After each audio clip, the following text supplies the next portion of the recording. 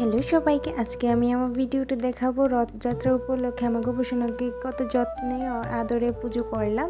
এখন ওকে আমি ভালো করে স্নান করাবো, গঙ্গা জল দিয়ে একটু অগুর মিশিয়ে মধু মিশিয়ে স্নান করাচ্ছি। এখন ওকে আলতো করে মুছে নিয়ে ভালো করে আমার কোলে নিয়ে নিলাম। এখন ওকে নতুন ড্রেস পরিয়ে দেবো। আজকের ওর ড্রেস, চুড়ি, মালা সব কিছু নতুন। এই হলো এটা আমার গোপুসোনার নতুন ড্রেস, নতুন চুড়ি, সাথে আছে মালা আর একটা নতুন মুকুট। আজকে আমার গোপুসোনাকে খুব সুন্দর করে সাজাবো। এই হলো আমার গোপুসোনার নতুন ড্রেস পরে রেডি। এখন ওকে আমি একে একে সাজাবো। ওকে প্রথমে পরিয়ে দিলাম একটা গলার হার, তারপরে আমি পরাবো ওকে হাতের চুড়িগুলি পরানো হয়ে গেলে এখন ওকে আমি ওর প্রিয় বাঁশিটা ওর হাতে দিয়ে দেব।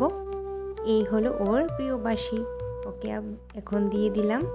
এখন আমি আমার গোপুসোনাকে ওর কুকুরের চুলটা পরিয়ে ওর উপর সুন্দর একটা মুকুট পরিয়ে দেব। আমার গোপুসোনাকে সাজাতে গিয়ে ওর উপর চোখই সরছে না, এতটা মুগ্ধ আমি।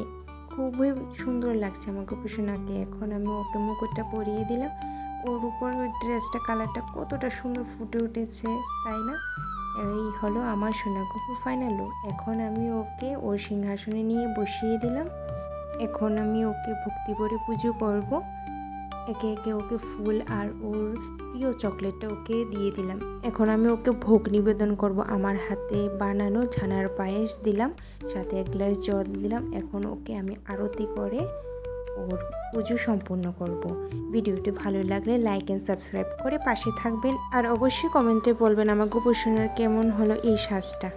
দেখা হচ্ছে নেক্সট ভিডিওতে। রাধে রাধে।